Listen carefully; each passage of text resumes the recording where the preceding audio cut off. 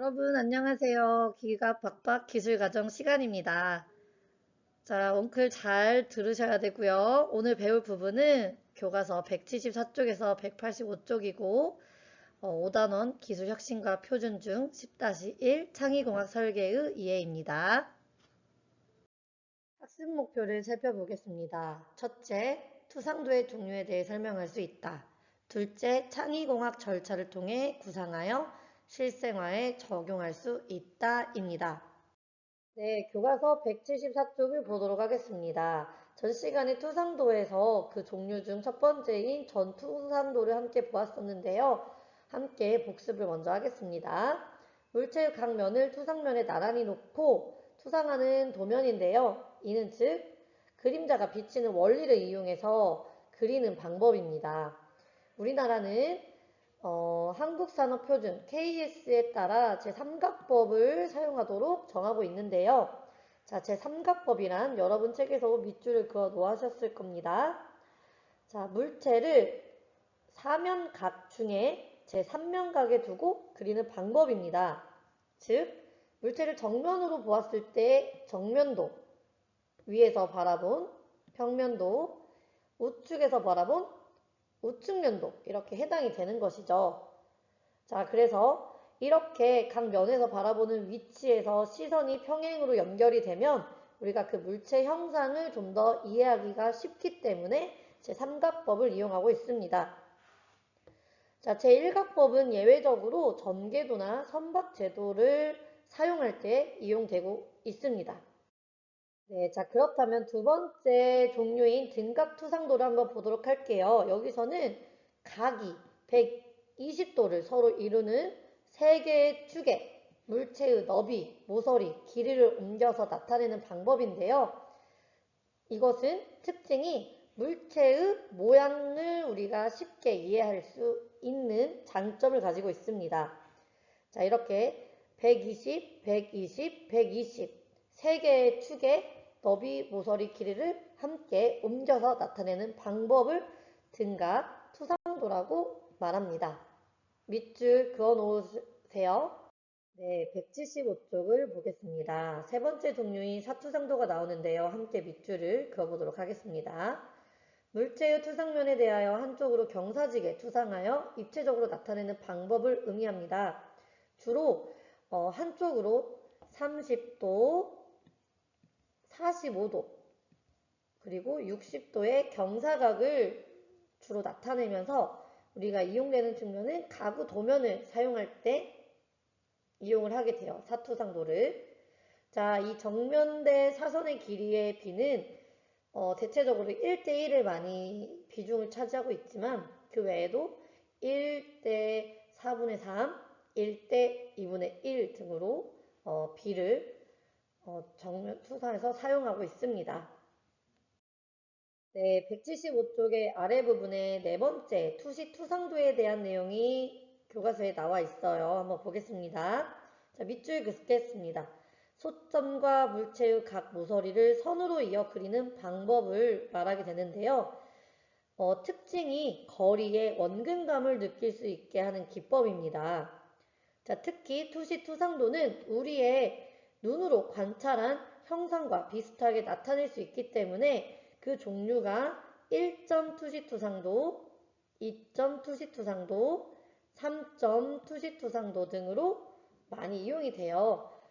그 중에 아파트 단지처럼 전체적인 측면, 뭐 조경과 더불어 건물, 뭐 대지 이런 걸 다 확인할 때는 주로 3점 투시 투상도를 그리면서 이용되고 있습니다.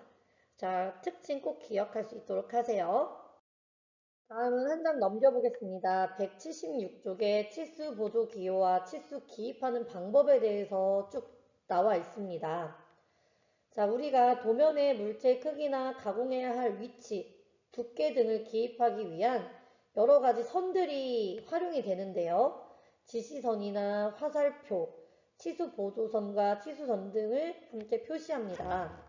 더불어 단위는 이렇게 밀리리터이거나 각도 단위인 도를 함께 사용하고 있어요. 자, 그래서 치수 기호의 사용 예를 한번 보도록 할게요.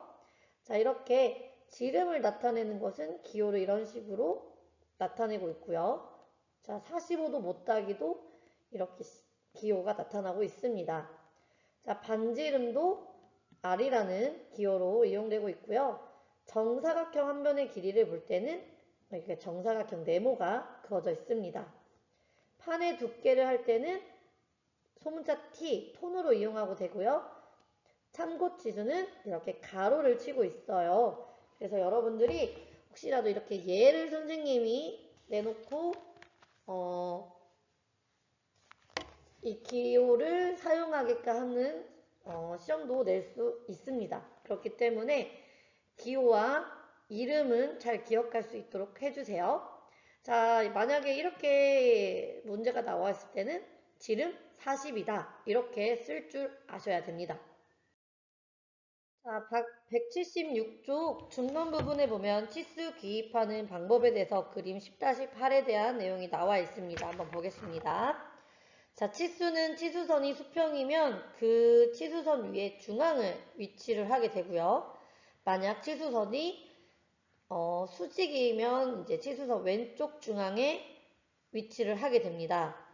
자, 뿐만 아니라 정사각형의 경우 한 변의 길이를 나타내는 수치 앞에 정사각형 기호 여기 보이시죠? 이 네모를 붙이고 만약에 평면임을 나타낼 때는 이 기호의 실선의 대각선을 그리게 됩니다. 여러분들 잘 기억할 수 있도록 하세요. 자, 176쪽 아래 부분인데요. 자, 우리 눈은 물체를 3차원으로 볼 수 있지만 도면은 2차원으로 되어 있기 때문에 도면으로 물체의 형상을 이해하기가 쉽지가 않습니다. 자, 그러나 여러 가지 기술의 발달로 3차원 설계 프로그램이 많이 보급되면서 우리가 한층 도면을 이해하기가 쉬워졌는데요. 특히 3차원 형상 모델링에는 와이어 프레임 모델링, 서피스 모델링, 솔리드 모델링 크게 세 가지로 구분이 되고요. 자, 주로 우리가 이 솔리드 모델링을 이용해서 3D 프린터 등 여러 가지 물체를 제작하게 됩니다. 자, 그렇다면 그 종류에 대해서 여러분 책 176쪽에 왼쪽에 잘 나와 있으니 한번 보도록 하겠습니다. 자, 와이어 프레임 모델링이란 면과 면이 만나는 선으로 입체를 나타낼 때 사용하게 돼요.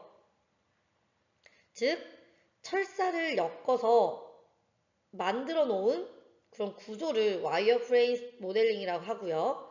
자, 두 번째 모델링은 와이어 프레임 위에 표면을 입히는 방식으로 주로 자동차 설계 때 이용하게 됩니다. 자, 곡면이 많은 자동차와 같이 말 그대로 와이어 프레임에 살을 붙이는 것처럼 프레임 표면을 입히는 서피스 모델링이 있고요. 자, 마지막으로 솔리드 모델링은 제품을 고체 형상처럼 내부가 꽉 차게 제품을 그리는 방식입니다. 그렇기 때문에 대부분 솔리드 모델링을 많이 이용하여서 형상화 시킵니다. 잘 기억할 수 있도록 하세요. 선생님이 이런 것은 서답형으로 물어볼 수 있습니다.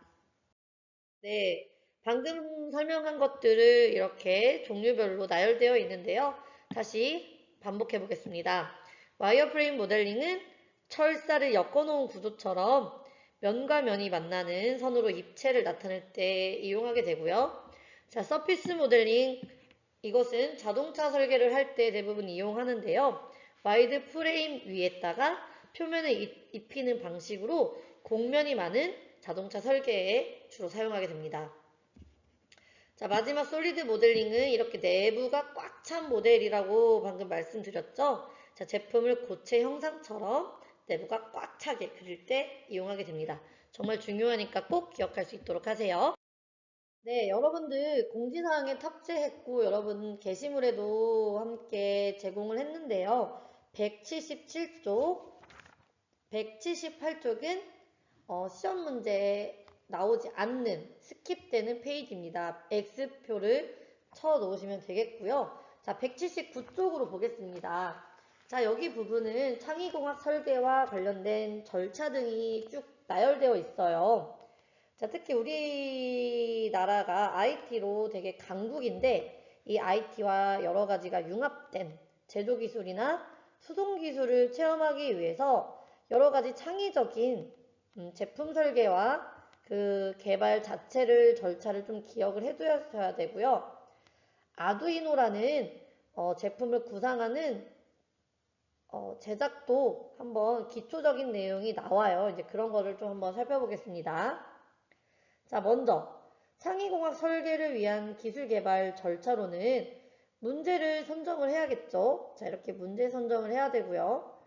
자, 확산적 사고 기법에 활용을 해서 대부분 브레인스토밍을 많이 이용합니다. 그래서 아이디어를 탐색을 하게 되죠. 아이디어 탐색.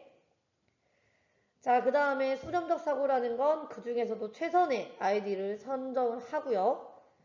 자, 그것을 이용해서 자료를 조사하게 됩니다. 그래서 여러 가지 자료 조사 후에 과학이나 기술, 공학, 지식 등을 적용해서 설계를 합니다.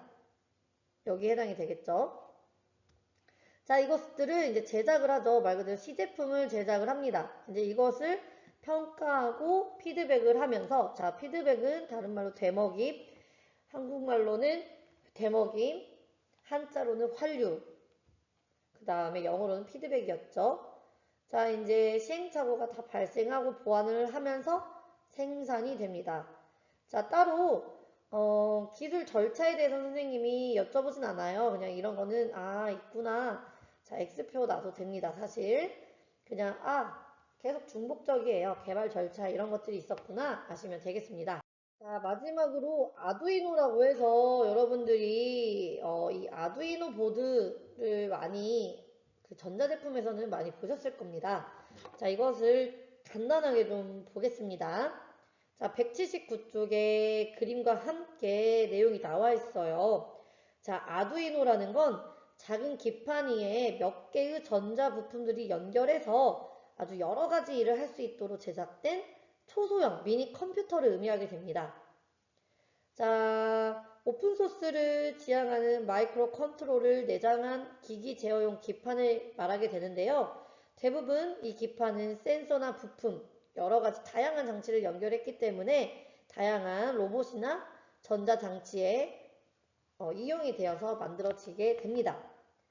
자, 이 아두이노를 사용하기 위해서는 먼저 아두이노 누리집을 접속해서 명령어를 업로드하는 스케치라는 어플을 또는 프로그램을 내려받아 설치를 해야 돼요. 자, 그렇다면 아두이노 보드의 구성 기능은 무엇이 있냐? 자, 전원 LED가 있고요. 전원을 껐다 켰다 할 수 있는. 자, 그리고 USB를 연결할 수 있는 커넥터가 있습니다. 자, 외부 전원도 있겠죠? 자, 전원 출력 핀이 있습니다. 자, 한번 읽어보시면 되고요. 자, 디지털 입출력도 있어요. 아까 다운받은 스케치 프로그램의 번호를 맞게 연결하는 핀으로 우리가 디지털 부품을 사용하기 위해서는 꼭 디지털 입출력을 해야 합니다. 자, 연결을 확인하는 여러 가지 LED 불빛이 깜빡거리는 걸 확인을 해야 되고요. 이것도 중요하죠. 아날로그 입력. 신호를 이용해서 연결하는 핀으로 총 6가지 핀이 있는데 이런 것들이 구성이 되는 게 바로 뭐다? 아두이노다. 자, 아두이노는 선생님이 물어볼 수 있습니다. 자, 별표 칩니다. 별표.